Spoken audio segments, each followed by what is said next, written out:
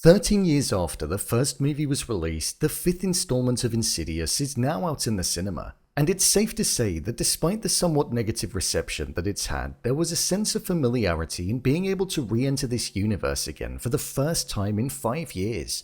But that doesn't necessarily mean that this was a good movie. With us back with the Lamberts, but set 10 years after the second movie, this one focused on memories starting to come back to both Dalton and Josh, following them having their hypnotherapy at the end of the second movie. So with that, I thought I'd break down, explain the ending, and give my thoughts on that small but subtle post-credit scene. So let's get into it.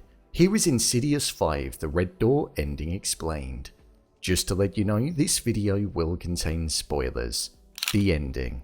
As we embarked onto the ending of this movie, the result of Dalton having flashbacks of things that actually occurred when he was in a coma several years ago, and when he was actually in the further, were all coming to a climax. With him finding out about the ability of being able to essentially leave his body and go into another dimension, he was being drawn to do so that he could shut the door that was essentially open and was haunting his mind. The door that was essentially enabling the demons that seek to enter the real world and claim life. During this climax, Dalton was stuck in the further, and we saw that a demon had essentially taken over his body in the physical world, exactly like what happened with his father in the second movie in the franchise. This meant that it looked as though he was on the verge of killing his former roommate Chris whilst in the possessed state. However, with Josh having episodes throughout the movie and trying to get to the bottom of the fog that he had in his mind for the last decade, everything that happened was revealed to him, and he ended up going into the further and releasing Dalton from the shackles that he had wrapped around him, which was causing him to be stuck. As they were trying to leave, the infamous demon, the man with fire in his face, was there, and he was trying to prevent them from leaving. As we heard, the demons smell out the life that is present there in the further and try to claim it, so that they can go into the physical dimension and cause havoc, pain, and suffering. The Red Door had a main focus in the entirety of this movie, from Dalton painting it to Josh hearing a demon mentioning it to him when he was having his scan. It was something that needed to be closed to prevent the demons from being able to enter a space where it was easier for them to connect to our world. And with Josh and Dalton outside of the door, we saw Josh be prepared to sacrifice himself in order to keep the door shut so that Dalton could escape. Something which he did manage to do, and then Josh quoted his father in saying that it was going to end with him. But then, back in reality, Dalton painted over the door that was on his canvas, and it ultimately meant that the door started closing. And it was here where we saw that the painting was actually connected to the door in the further. And the more he painted, the door then kind of ceased to exist as it was blocked over and erased, meaning that the connection was cut off. With Josh left in a realm of just darkness, we saw his father, Benjamin, an individual who he found out also had the ability to see the demons, and he appeared in his non-demonic form and essentially turned into a lantern, which meant that Josh was able to guide himself back to reality, allowing him to wake up in the real world and not actually die. The connection was cut off, the door was no longer there, and it seemed as though Josh was going to be working on repairing his relationship with Renee, as he was now aware of the secrets that were hidden and the fog was gone. The family was safe and nothing more needed to be done. Or so it seemed. One of the final things that we saw was that Elise was standing outside of the Lamberts' house and was speaking to Josh. Obviously, Josh didn't recognize her, due to the fact that there was nothing that came back to him about her. But she mentioned that he would go on to have a happy life and reconnect with his mother someday. Elise crossed between the realms in order to give Josh the message that his mother may have wanted to have given him. With the overall message of the movie feeling like it was about needing to remember things, even if they aren't the best, so that you can progress, all of the family members were in a much better position when compared to when the movie started. It was a bit of a cliche ending, a happy ending all round. And with Elise saying that Josh was going to go on to have a happy life, it does make me wonder if that means that it's the end for the Lamberts. Maybe it finally is. The post-credit scene.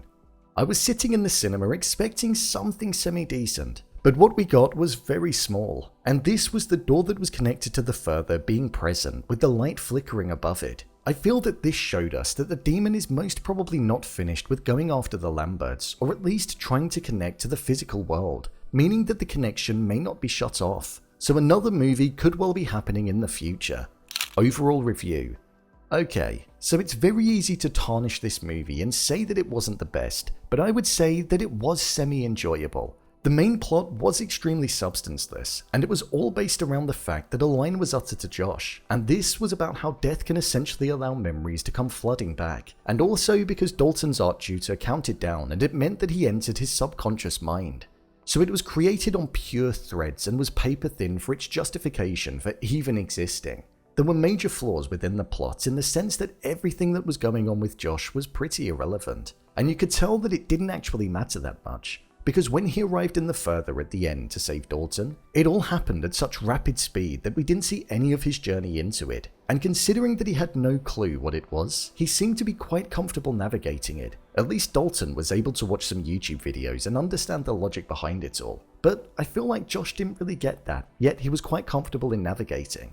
The lipstick-faced demon, the man with fire in his face, whatever alias you associate with him, I feel it's time for him to give up now. He should cut his losses and try to move on to something else and just be comfortable in the Further. And then maybe if somebody else enters it, try his luck with them, because he's not getting far with the Lamberts at all. I was slightly disappointed as it felt like this was a movie where the opportunity was there to focus on that demon specifically, but sadly they didn't. There wasn't really a specific demon that had the main focus in this movie, unlike the other inclusions, which was a shame.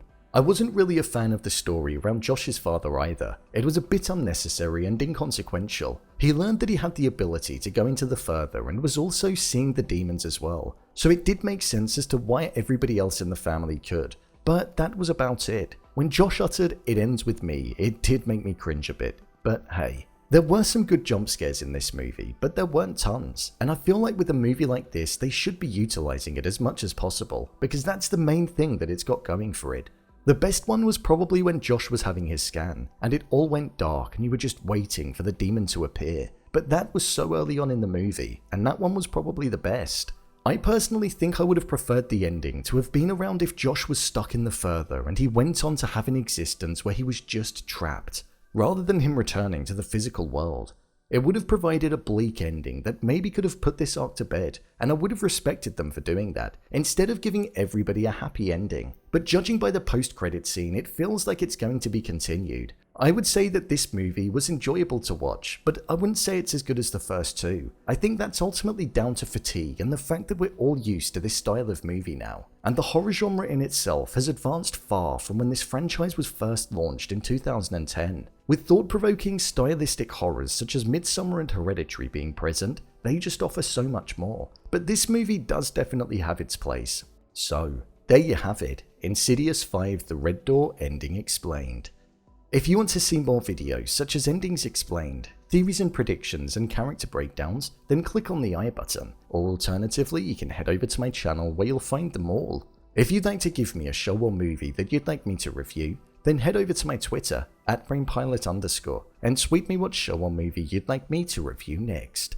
And finally, if you'd like to see what I rate the latest movies that don't quite make the cut to getting a dedicated video, then head over to my Letterboxd profile. It's where I rate the latest releases in real time. What did you think of this movie?